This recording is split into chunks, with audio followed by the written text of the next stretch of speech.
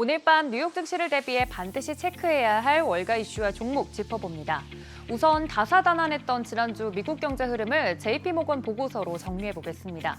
첫 번째, 관세 수위가 더 세졌습니다. 미국은 중국에 무려 125%의 고율 관세를 부과했고 나머지 나라에는 기본 10%의 관세를 매기기로 했었죠.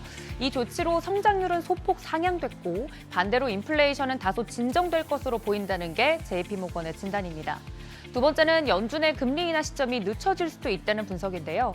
3월 소비자 물가지수와 생산자 물가지수가 예상보다 낮게 나왔지만 성장률 전망을 소폭 상향 조정하면서 원래 6월로 보던 첫 금리 인하 시점을 9월로 미뤄질 가능성이 커졌습니다.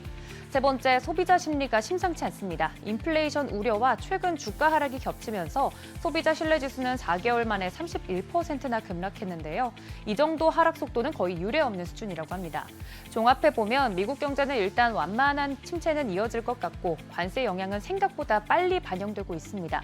특히 중국과의 무역관계 단절 가능성도 거론이 되면서 향후 글로벌 공급망에도 변화가 있을 수 있는데요. 관세, 물가, 심리 이 세 가지가 미국 경제 흐름을 이끄는 핵심 포인트가 된 한 주였다는 평입니다. 미국 정부가 스마트폰과 노트북 같은 일부 전자제품에 대해 잠시 관세를 면제한다고 발표했는데요. 조만간 반도체 품목 관세로 바뀔 예정이라고 합니다. 미국 상무장관이 방송에 직접 나와서 이 제품들은 결국 반도체 관련 품목으로 분류돼서 따로 관세가 붙는다고 밝혔습니다. 그러니까 지금은 그냥 숨고르기용 조치인 셈인 거죠. 미국이 자국 반도체 산업을 확실히 지키겠다는 의지로 보입니다. 중국과 기술 패권 경쟁이 계속되다 보니까 해외 반도체와 관련 제품들의 장벽을 세우려는 전략인 거죠. 여기에 트럼프 대통령도 직접 말을 얹었습니다. 반도체 수입이 국가 안보에 위협이 되는지를 따지는 무역 확장법 232조 조사에 착수한 건데요. 이게 실제로 고율 관세로 이어질 수도 있다는 분석이 나오고 있습니다. 결국 이 조치는 우리나라를 비롯한 수출국들에게 부담이 될 수밖에 없고 글로벌 공급망에도 영향을 줄 수 있다는 우려가 나오고 있습니다. 마지막으로 G7 주요국 중앙은행들의 움직임입니다. 최근 관세 전쟁으로 전 세계 무역 질서가 크게 흔들리고 있죠. 이 여파가 금융시장에도 퍼질 수 있다는 우려에 미국을 포함한 G7 주요국 중앙은행들이 공동 대응을 준비하고 있다는 소식입니다. 특히 유럽 중앙은행 ECB의 결정이 관심을 모으고 있는데요.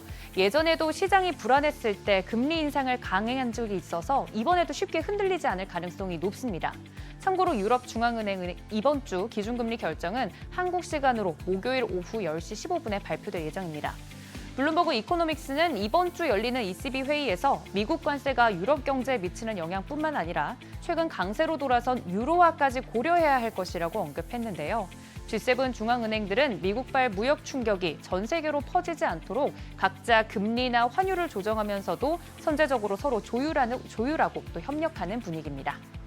관세 이슈가 모든 뉴스를 덮어버린 요즘 불확실성이라는 단어가 당연하게 여겨지는 게 씁쓸하기도 합니다. 이번 주도 이 트럼프의 입에 집중하면서 최선의 대응책을 모색해 봐야겠습니다. 지금까지 월가 리포트였습니다.